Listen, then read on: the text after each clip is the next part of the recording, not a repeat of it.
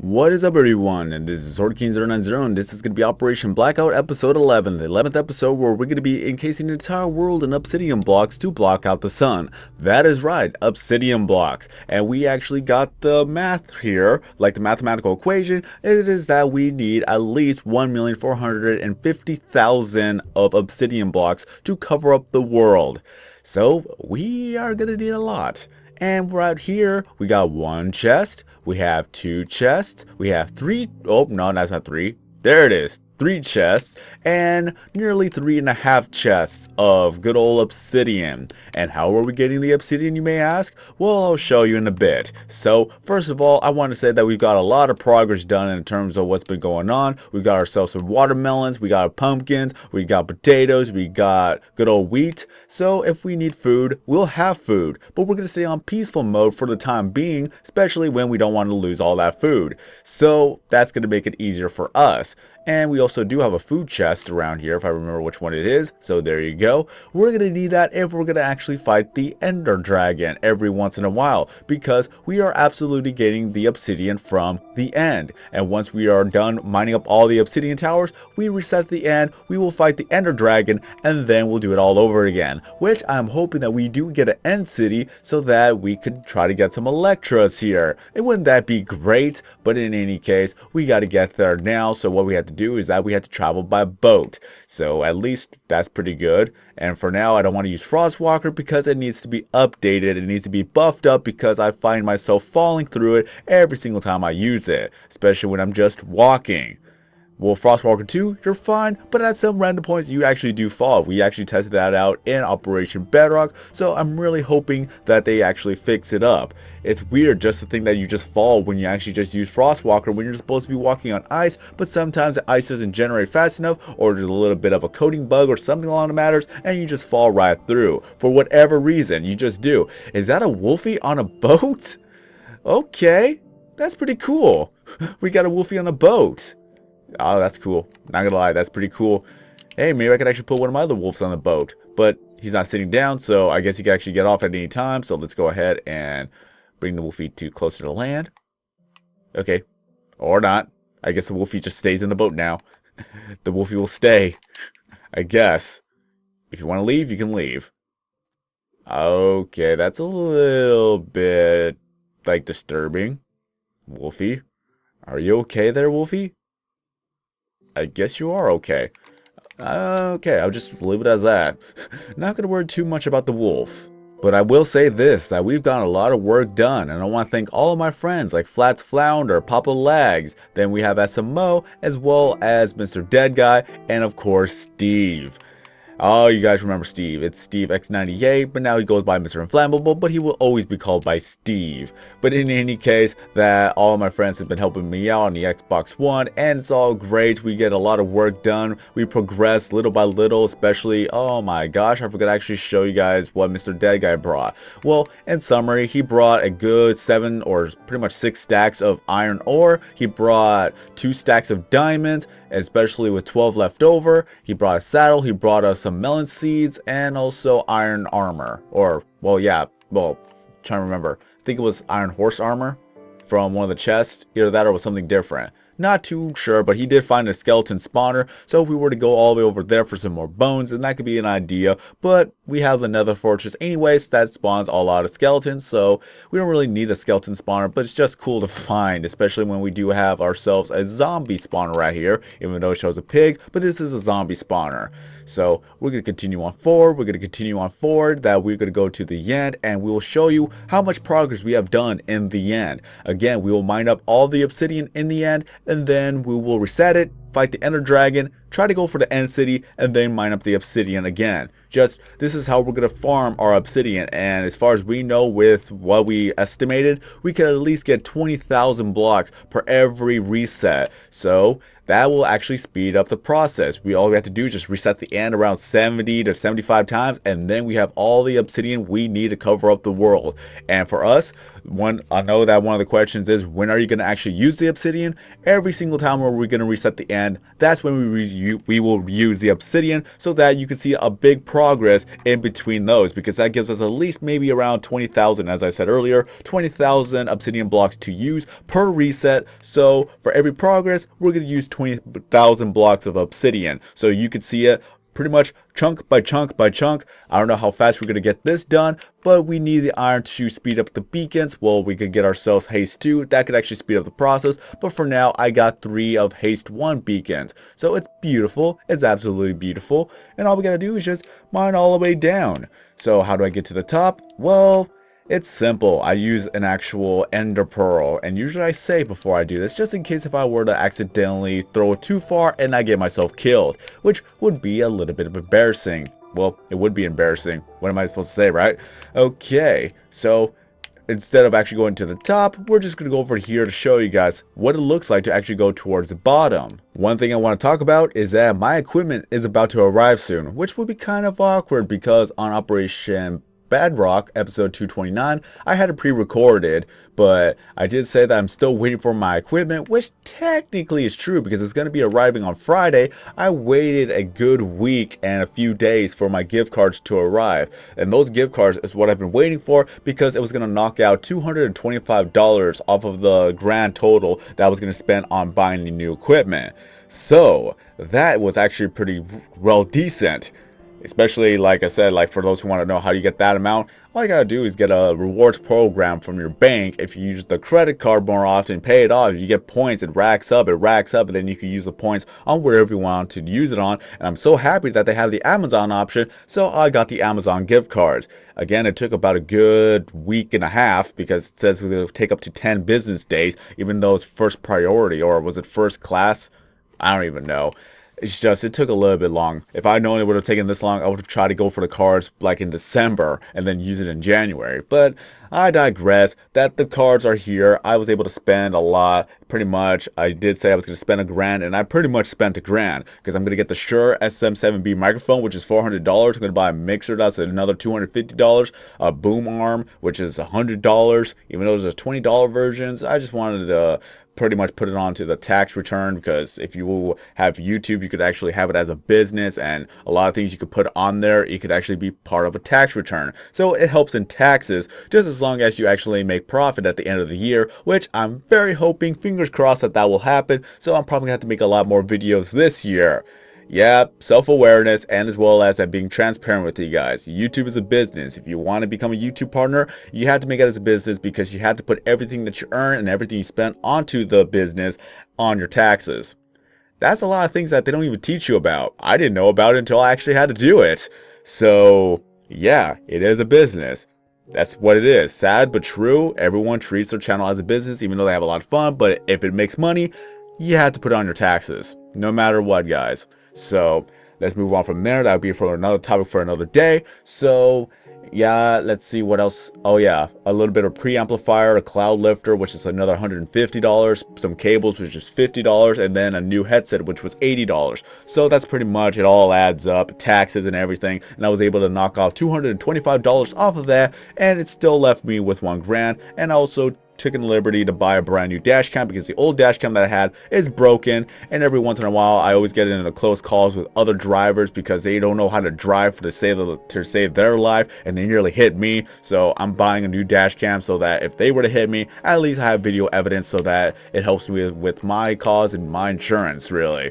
So here it is. This is the end, or the bottom of the end. So we have 1 tower, 2 towers, 3 towers, 4 towers, and then the 5th one was way up there, because apparently that didn't go all the way down to y-axis 3, but we had 5 out of the 8 towers mined up, so now we have 3 more to go. And I cannot wait till we mine it all up, reset the end, and then go after the Ender Dragon once more. But it goes all the way down to y-axis 3, so if you guys have never known about that, this is what it is. All the way down to y-axis 3, we're not going to mine that because that's a risk, but still, all the beacons are at the bottom. All we gotta do is mine all the way down to the bottom and then go up the stairs for us to do it all over again. And for a little bit more transparency, I already tweeted at Twitter saying that it's gonna cost me, well, it did cost me $1,000, but it's gonna take me 2 months to pay it off, and that's with my minimum wage job. And if I had to rely on YouTube, that would take 6 months. So it gives you an idea of how much I actually make per month. But yeah, just around $150 to $200 a month if it's a good month.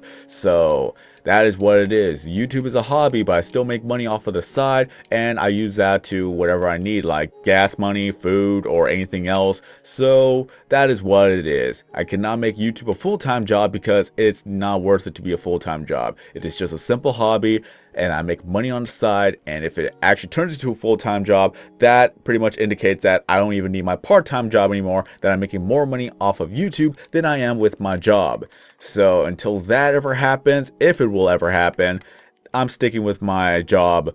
So that's what it is. So YouTube is a hobby. I will do the live streams, I'll do the videos, and that's pretty much it. That a lot of people don't really know what YouTube entitles, or what YouTube has, or what YouTube does, or how YouTube works in per se, because there's a lot of myths that a lot of people think about of how much this person gets paid based on this, and this. People think it's based on subscribers. People think it's based off of likes. People may think it's based off of views, which all of them is wrong.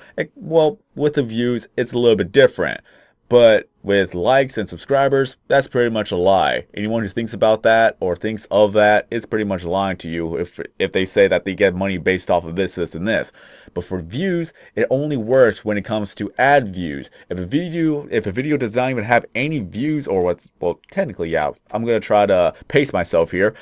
If a video does not have any ads, of course you're not going to make money off of that. But even if it does have ads, it's based on how many people are watching the ads. So if people just skip the ad, or people who have ad block, they're not getting any views towards those ads. And of course, with the revenue, they're not going to get as much. So that's pretty much what it is. Even if a video gets 1 million views, if let's say that 100,000 people actually look at the ads, the person who uploaded the video will only get paid from the revenue based on of those 100,000 views on those ads. And of course, that gets paid until like the end of the month. So they had to wait until 1 month so that they could get all that revenue, because that's how it works. So even if a person is making a lot of videos, they have to wait until the end of the month. And if deadlines are deadlines and they have to make up ends meet, then they still have to wait for that time before they actually get that revenue.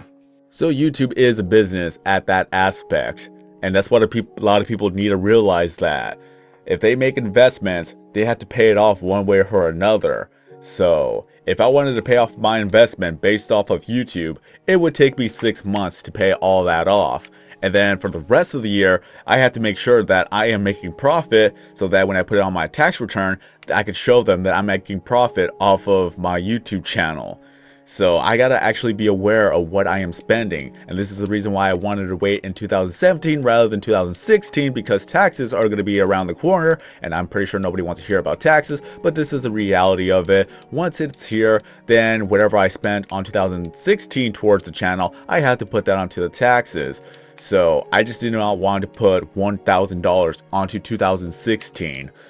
That would have been a way worse mess for me to do. So I waited till 2017, and now I'm already in $1,000 deep. So I gotta make profit. So I'm really hoping that this year would be very successful for the channel. That'll be able to pay off all of the investments, and then just continue on going forward from here. And if I really want to say this is a full-time job, no, it is not. I'm still living with my parents, because of course I do not make enough money to live out on my own.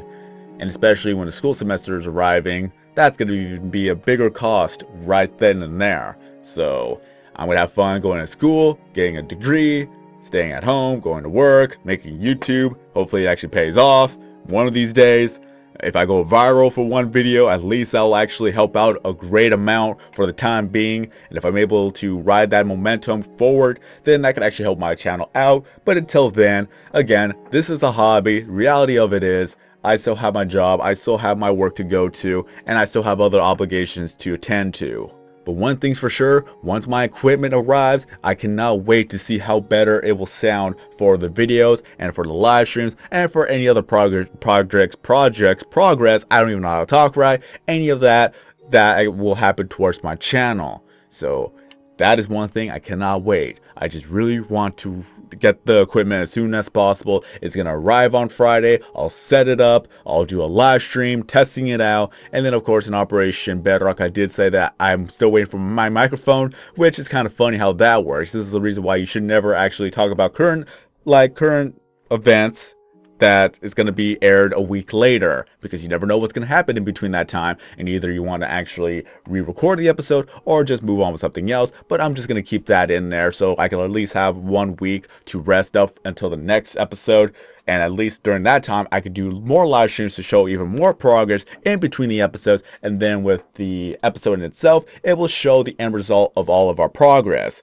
So it's kind of nice for me to record ahead of time so that in between those episodes, it seems like there's a lot of progress that has been happening in between these episodes. But again, I encourage you guys to watch the live streams with Operation Bedrock, Operation Blackout, or even just with the Let's Play live streams. I want more people to watch my Let's Play live streams, honestly, because that really helps me out. And one of these days, I'll make a video of talking about more of Minecraft and how I feel about it, with honest opinions and honest thoughts, and just being truthful in one way or another. Because honestly, is that I know Minecraft has helped me out a great amount of times, but at some points it does ruin me too. And I'll explain a lot more of that. I did explain it a lot in my Let's Play live streams, or in my live streams in general. So if you want to listen to more of that, then there you go. But still, I really want to actually talk about this, and it just makes it more content for you guys, and also it gives you a little bit of another perspective of how I think about this, and this. Because I know a lot of people ask, like, don't you ever get tired of playing Minecraft? Don't you ever get bored? Don't you ever want to do something else? And whenever they ask, like, don't you actually play anything else in Minecraft? I'm like, just take a look at my channel. You can see the Let's Plays I have done. The fact that not many people even know that I actually do anything else other than Minecraft just proves that people only see me as a Minecraft channel. So if I'm going to be more truthful to you guys about that, then I'll make a video about that, talking about everything that I think about, and hopefully people will understand it. Some people may take it the wrong way, and so be it. Just, I want to be truthful, I want to be honest, and just more straightforward with you guys. So that's pretty much how I'm going to end this off. So in a recap, we got a lot of work to do when it comes to Operation Blackout. We need 1,450,000 blocks to encase the entire world in Obsidian Blocks to block out the sun, which is going to be very interesting. And for every reset, we will use all that 20,000 plus Obsidian Blocks to use, and then we'll kill the Ender Dragon, then mine up the blocks again. Hopefully we'll find an end city, and then afterwards we'll do it all over again. Reset the end, kill the Ender Dragon, use all the blocks, just so on and so forth until we get the project done. We're gonna have to reset the end about a good 70 times just for it to happen. But it's going to be worth it, and it's going to be nice, and all of it is done in survival mode. And also, I'm going to get my new equipment. YouTube is a business, and that's just a sad reality of it. I know for a fact, and not many people always understand this, but if I could actually at least give a little bit of a perspective to other people who may not understand it, and they understand it now, that's pretty much what's really good. What else can I say about that? I'm not really good with words, but just as long as people understand it from a different perspective and they can understand YouTubers more, at least I hope that I put it in a more positive light. Let's just say it as that, and let's just leave it as that. But until then, this is going to be the end of this episode. So if you enjoyed this video, don't forget to leave a like. If you're brand new to the channel, then please subscribe. But until then, I am SorroKing090. Have a great day, everyone. And then as always, I will see you in the next video. I'm gonna throw my memories away. Now I feel I'm done. And I am cursed by every day. Till my time